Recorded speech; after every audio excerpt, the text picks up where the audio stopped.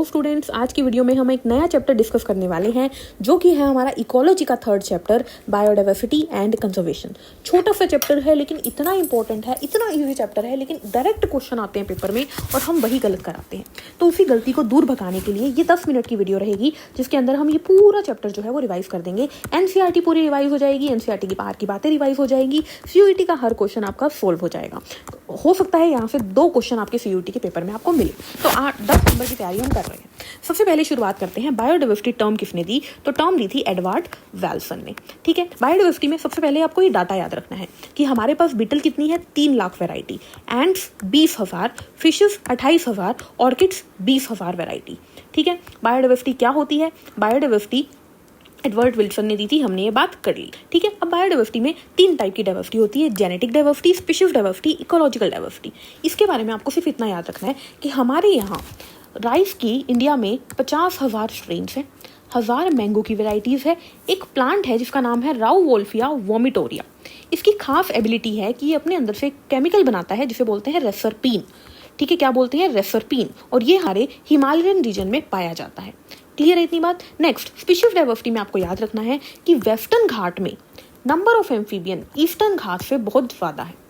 उसके बाद ecological diversity में आपको याद रखना है कि इंडिया के पास डेजर्ट्स भी है, रेन फॉरेस्ट भी है, मैंग्रोव भी है, कोरल रीफ भी है, वेटरल भी है, यानी इतने टाइप के एनवायरमेंट्स हैं कि वहाँ पर डाइवर्सिटी नॉर्वे के मुकाबले बहुत ज़्यादा है। बस ठीक है। उसके बाद टोटल नंबर ऑफ स्पीशीज की अगर बात करें तो IUCN बोलती है 1.5 मिलियन स्पीशीज है और रॉबर्ट में कहते हैं 7 मिलियन स्पीशीज है। और हमारी जो टोटल स्पीशीज है उसका 70% हिस्सा क्या है? एनिमल्स। और एनिमल्स का भी 70% हिस्सा क्या है? इंसेक्ट यानी कि अर्थ्रोपोडा। ठीक है, यानी एनिमल सबसे ज्यादा है और एनिमल में भी सबसे ज्यादा कौन है? इंसेक्ट यानी कि अर्थ्रोपोडा। ठीक है, बहुत लिमिटेड सी बातें हैं, बहुत इंपॉर्टेंट बातें हैं, सीधे डिस्कस करेंगे। अब आ जाते हैं इस डायग्राम के ऊपर। डायग्राम में आपको डायग्राम वीडियो में करवा चुकी हूँ, फिर भी याद रखिए। देखिए ट्रिक क्या है याद करने की, इसको बोलेंगे IMOC, IMOC, IMOC, IMOC। बस हो गया, IMOC। सबसे ज्यादा इंसेक्ट है, फिर मोलस्क, फिर अदर एनिमल, फिर क्रस्टेशियन। ठीक है, ये इनवर्टिब्रेट्स की डिस्ट्रीब्यूशन हो गई। वर्टिब्रेट की बात याद कैसे करेंगे? फिशेस का मकबरा, फिशेस का मकबरा, फिशेस का मकबरा। ठीक है, बस। प्लांट्स को कैसे याद रखोगे? फाला, फाला FM, फाला FM, fungus, algae, lichens, angiosperm, ferns, Moses. बस हो गया, डन। चलो आगे। इन इंडिया एरिया का, इन इंडिया वर्ल्ड का 2.4% एरिया इंडिया कवर करता है, लेकिन वर्ल्ड की स्पीशीज में 8.1% स्पीशीज इंडिया के अंदर है। इसीलिए इंडिया को 12 मेगा डाइवर्सिटी में गिना गया है। एनिमल स्पीशीज कितनी है इंडिया में? 90,000। प्लांट्स की स्पीशीज 45,000। तो इंडिया किस में आ गया? सारी कंट्रीज में 12 मेगा डाइवर्सिटी कंट्रीज में इंडिया एक है। ठीक है, चलिए आगे बढ़ते हैं। लैटिट्यूड की बात करते हैं। देखिए टॉपिक है पैटर्न्स ऑफ बायोडाइवर्सिटी। सबसे पहले लैटिट्यूडनल ग्रेडियंट्स की बात करते हैं। ट्रॉपिकल लैटिट्यूड्स अनडिस्टर्ब्ड रहते हैं लंबे लंबे टाइम के लिए, इसीलिए वहां पर स्पीशिएशन होती है, एक ही टाइप की बहुत सारी स्पीशीज मिलती है। वहां पर लेस सीजनल वेरिएशंस होती हैं, तो कांस्टेंट रहता है हमेशा वो। और ट्रॉपिक के पास सोलर एनर्जी भी ज़्यादा होती है, तो वहाँ पे प्रोडक्टिविटी ज़्यादा होती है। ये 3 बातें याद रखनी है बस, कि वहाँ पर अनडिस्टर्ब रहने की वजह से स्पीशिएशन होती है, वहाँ पर ज़्यादा कांस्टेंट रहता है सब कुछ, और वहाँ पर प्रोडक्टिविटी भी ज़्यादा होती है। ठीक है, आगे बढ़ते हैं। चलिए दूसरा पॉइंट, एक बंदा था जिसका नाम था अलेक्जेंडर वोन हम्बोल्ट। ये साउथ अमेरिका घूम रहा था, साउथ अमेरिका के जंगल्स घूम रहा था। वहाँ पे इन्होंने देखा कि यार जहाँ पर भी एरिया ज़्यादा होता है ना, वहाँ पर number of type of species भी ज़्यादा होती है। इन्होंने बोला area is directly proportional to species richness, और उससे ये इक्वेशन निकल आई S = CA की पावर Z। ग्राफ प्लॉट किया तो रेक्टेंगुलर हाइपरबोला ग्राफ निकला। इन्होंने लॉग वैल्यू निकाल दी तो ये लॉग की इक्वेशन हो गई। log S = log C + Z हो लगे। S क्या है? स्पीशीज की रिचनेस। C क्या है? इंटरसेप्ट। Z क्या है? स्लोप यानी रिग्रेशन कोफिशिएंट। और A क्या है? एरिया। एरिया बढ़ेगा तो स्पीशीज बढ़ेगी और ग्राफ आएगा ऐसा। ये क्या था? S = CA Z की आ गया, रेक्टेंगुलर हाइपरबोला, और लोग का स्ट्रेट लाइन ग्राफ आ गया। इसमें याद रखिएगा S क्या है, C क्या है, Z क्या है, A क्या है। क्लियर? ये आगे बढ़ते हैं। Z, जब हम छोटी छोटी जगहों की बात करते हैं तो Z की रेंज रहती है 0.1 to 0.2%। जब लार्ज एरिया पे चले जाते हैं तो Z हो जाता है 0.6 to 0.12। और जब हम फर्गी बर्फ की बात करते हैं और भी ज़्यादा लार्ज एरिया, तो ये 1.15 तक चला जाता है। ठीक है, आगे चलते हैं। अब कुछ साइंटिस्ट आए, देखिए क्या बोला गया।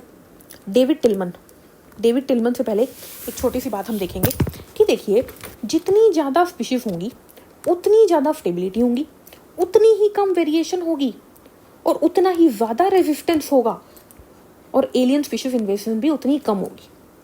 अगर हमारे पास स्पीशीज ही ज़्यादा हैं तो हम खुश रहेंगे।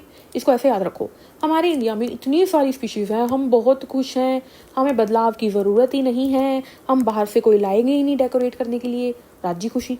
डेविड टिलमन कहते थे जिस एरिया में ज़्यादा स्पीशीज़ होंगी वहाँ पे वेरिएशन कम होंगे, प्रोडक्टिविटी ज़्यादा होगी, ये डेविड टिलमन ने बोला था। बस इतनी बात याद रखनी है। पॉल एलरिच क्या बोलते थे, इन्होंने दी थी रिवेट पॉपर हाइपोथेसिस।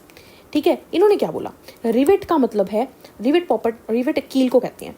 इन्होंने बोला जैसे एक एरोप्लेन होता है, मान लीजिए एरोप्लेन इकोसिस्टम की तरह है और एरोप्लेन की हर एक कील हमारी स्पीशीज की तरह है। अब मैं अगर एरोप्लेन में से एक एक करके कील निकालने लगूँ तो एरोप्लेन कम काम करने लगेगा, खराब होने लगेगा। बिल्कुल उसी तरीके से अगर हम एक एक करके स्पीशीज को रिमूव करेंगे तो इकोसिस्टम अनबैलेंस होने लगेगा। अब सोचो मैं एरोप्लेन की कील सीधे सीधे इसके जो पंख होते हैं, विंग्स होते हैं, उसकी कील निकाल दूँ तो एरोप्लेन उड़ना ही बंद कर देगा। बिल्कुल उसी तरीके से इकोसिस्टम के अंदर भी कुछ ऐसी स्पीशीज होती हैं जिन पे बहुत लोग डिपेंड करते हैं। अगर मैं उसे ही खत्म कर दूंगी तो इकोसिस्टम पूरा अनबैलेंस हो जाएगा। जैसे अगर मैं पूरी दुनिया के प्लांट खत्म कर दूँ तो वही खाएंगे क्या, है ना, तो पूरा अनबैलेंस हो जाएगा। ये था रिवेट पॉपर हाइपोथेसिस। अब लॉस ऑफ बायोडाइवर्सिटी की बात करते हैं तो देखिए क्या डाटा है।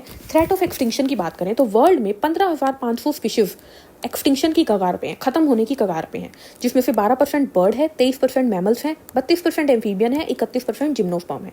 Half of the all species might be wide in next 100 years. ये एनसीईआरटी की लाइन है कि अगले 100 सालों में टोटल स्पीशीज की आधी स्पीशीज खत्म हो सकती है। ठीक है, IUCN कहता है कि लास्ट 500 ईयर में 784 स्पीशीज खत्म हो चुकी है, जिसमें से 338 वर्टिब्रेट्स हैं, 359 इनवर्टिब्रेट हैं, 87 प्लांट है। उसके बाद एनसीईआरटी की एक और लाइन कहती है कि आज जो सिक्स्थ एक्सटिंक्शन की एक तरीके से ये मान लो चार्ट बनाया जाता है हर बार एक्सटिंक्शन का, तो जो सिक्स्थ एक्सटिंक्शन का चार्ट बनाया गया है वहां पर ये देखा गया कि फिफ्थ के मुकाबले 100 से 1000 गुना ज्यादा एक्सटिंक्शन हो रही है अब। ठीक है, 100 से 1000 गुना तेज एक्सटिंक्शन हो रही है। तो ये लाइन याद रखनी है, now in sixth extinction species extinction fasten by 100 to 1000 times due to human activities. ठीक है, रिसेंट एक्सटिंक्शन याद रखनी है आपको, डोडो है, क्वागा है, थैलेफीन है, स्टेलर काऊ है, टाइगर है। टाइगर में कौन, बाली, जवान, कैस्पियन। ठीक है, बायोडाइवर्सिटी लॉस के कुछ कारण हैं जिन्हें हम एविल क्वार्टेट कहते हैं। क्या क्या है, habitat loss and fragmentation, alien species invasion, over exploitation, को एक्सटिंक्शन। मतलब समझो हम क्या कर रहे हैं, धीरे धीरे जानवरों का हैबिटेट ही खत्म कर रहे हैं, और फ्रेगमेंटेशन मतलब जैसे पेड़ पौधे काटे जा रहे हैं। एलियन स्पीशीज इन्वेजन दूसरे देशों से अलग अलग चीजें लेके आते हैं, अपने यहाँ ग्रो करते हैं, वो धीरे धीरे इतनी बढ़ जाती है कि हमारा नुकसान होने लगता है। ओवर एक्सप्लॉयटेशन, जरूरत से ज्यादा चीजों का इस्तेमाल कर रहे हैं। को एक्सटिंक्शन, हम एक स्पीशीज को पूरी तरीके से मार देते हैं तो उससे जुड़ी हुई सारी की सारी स्पीशीज मर जाती है, ये हम ध्यान ही नहीं रखते। ठीक है, अब इनके बारे में क्या याद रखोगे, हैबिट में आपको याद रखना है कि पहले 14% ऑफ अर्थ सरफेस जो है वो अमेजोन के ट्रॉपिकल रेन फॉरेस्ट से भरा हुआ था, लेकिन आज वो 6% तक आ गया है। रीजन क्या है, हम सोयाबीन की कल्टीवेशन के लिए जमीन खाली कर रहे हैं और हम ग्रासलैंड बनाने के लिए, बीफ कैटल को रेज करने के लिए पेड़ों का सफाया कर रहे हैं। ओवर एक्सप्लॉयटेशन में क्या याद रखोगे, हम क्या कर रहे हैं, इतनी ज़्यादा चीज़ों को यूज़ कर रहे हैं कि धीरे धीरे एक्सटिंक्शन होती जा रही है। जैसे हमारे ओवर एक्सप्लॉयटेशन की वजह से स्टेलर काऊ, पैसेंजर पीफन, ये सब खत्म हो रही है। एलियन स्पीशीज इन्वेजन में क्या याद रखोगे, हम वाटर हायासिंथ ई कॉर्निया को लाए थे अपने देश को सजाने के लिए, कैरेट क्रास को लाए थे, पार्थिनियम को, लंटाना को लाए थे, लेकिन ये धीरे धीरे इतनी बढ़ गई कि इन्होंने उस पानी के अंदर रहने वाली फिशेस को मारना शुरू कर दिया। अब हमें उन्हें मारने की ज़रूरत है। बिल्कुल इसी तरीके से आपको नाइल पर्च को याद रखना है कि नाइल पर्च को हम लेक विक्टोरिया में लाए थे, ठीक है, लेकिन उसकी वजह से बहुत सारी फिशेज जो है वो खत्म हो गई। 200 स्पीशीज ऑफ चिल्ड फिशेज वहाँ पे खत्म हो गई। ठीक है, को एक्सटिंक्शन में आपको एक लाइन याद रखनी है कि अगर एक स्पीशीज मरती है तो इसका मतलब ये नहीं है सिर्फ एक मरी है, उस एक पर अगर 4 डिपेंड कर रही हैं, उन चारों के एक्सटिंक्शन के चांसेस हैं। ये को एक्सटिंक्शन है, यानी एक मरेगी तो सबको लेके डूबेगी। ठीक है, इसमें चलते हैं हमारे in situ ex situ conservation के ऊपर। देखिए कंजर्वेशन 2 टाइप का होता है, एक है इन सीटू कंजर्वेशन, एक एक्स सीटू। इन सीटू जब हम उनके नेचर के अंदर उनको रखते हैं, ठीक है, यहाँ पर आपको क्या याद रखना है, पहले 25 बायोडाइवर्सिटी हॉटस्पॉट थे, अब 34 हो चुके हैं। ठीक है, उसके बाद आपको क्या याद रखना है, एग्जाम्पल क्या है इन सीटू का, biosphere reserve, national park, wild life sanctuaries and sacred groups. ये क्या है, एग्जाम्पल है किसके, इन सीटू के। ठीक है, सेक्रेड ग्रुप कहाँ कहाँ पे है, Khasi and Jaintia in hills in Meghalaya, Aravalli hills of Rajasthan, western Ghat region of Karnataka, Maharashtra and the Surguja, Chanda and Bastar areas of MP। Examples याद करो।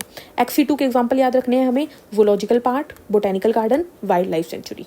Sorry wild life safari park, और सीड बैंक भी किसका एग्जाम्पल है, XC2 यानी खुद के नेचर से बाहर रखना। दो बातें वो याद रखनी है, अर्थ समिट हुई थी रायो डी जेनेरियो में 1992 में और इनका काम क्या था, conservation of biodiversity. World summit हुई थी 2002 में जोन्सबर्ग साउथ अफ्रीका में और काम क्या था, सस्टेनेबल डेवलपमेंट। तो this is all about the chapter biodiversity and conservation. I hope सारे के सारे इंपॉर्टेंट पॉइंट्स आपके कवर हो गए होंगे। मिलते हैं नेक्स्ट वीडियो में, तब तक के लिए हंसते रहिए, मुस्कुराते रहिए, take care, thank you, bye bye. Video पसंद आए तो लाइक शेयर सब्सक्राइब जरूर करिएगा।